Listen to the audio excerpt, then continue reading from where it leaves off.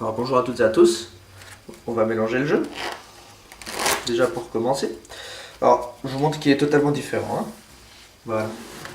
Alors maintenant je vous fais choisir une carte, mais je vous assure que je ne la vois absolument pas, hein. Je sais pas où est la caméra.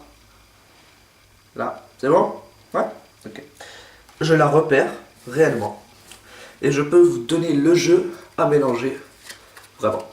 Donc, une fois que vous avez mélangé, bah moi je vais vous montrer un peu des techniques de mélange. Alors pour commencer, le mélange français, de cette manière. Voilà.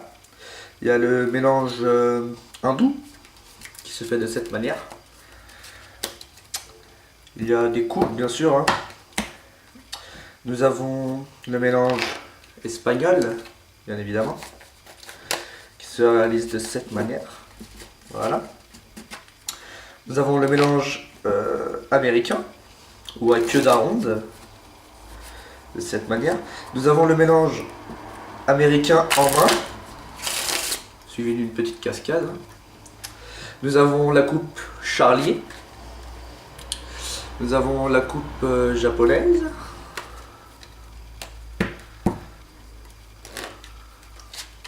Qui se réalise de cette façon. Voilà. Nous avons le mélange italien, pourquoi pas, ou faro ou pharaon.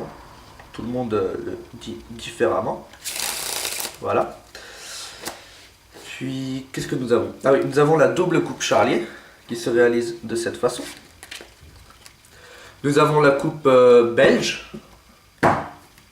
Voilà pour la coupe belge. Nous avons... Qu'est-ce que nous avons encore? Ah oui, ceux qui mélangent, en fait, il y a une différence que j'ai oublié de vous dire entre des magiciens professionnels et amateurs. Alors le magicien amateur va plutôt mélanger de cette façon. Vraiment, couper de cette façon.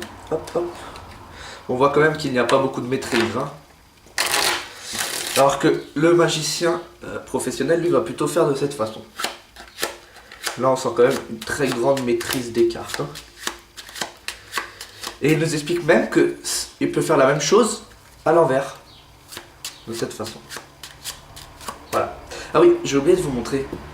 Il y a la coupe corse aussi, hein. Attention aux yeux, hein. Voilà la coupe corse. Voilà. Et oui, bon, je sais que parmi vous, il y en a qui ne sont pas magiciens, qui n'ont peut-être jamais touché des cartes. Bah, je vais vous montrer une façon de mélanger qui est plutôt sympa. Qui est celle-ci. Voilà. Hop. Donc, bon, bah ça c'est ceux qui savent pas mélanger. Le seul inconvénient, hein, c'est qu'il faut remettre les cartes par la suite dans le bon sens. Bon, bah en attendant, vous pouvez aller prendre un café, il n'y a absolument pas de souci. Voilà, tac, tac, tac, tac. On met tout dans le bon sens. Voilà, voilà. Voilà. Mais, magicien amateur que je suis, je vais devoir regarder dans le jeu pour retrouver votre carte. Bon, bah je m'exécute, hein. Essayer de la retrouver. Ah. Bon.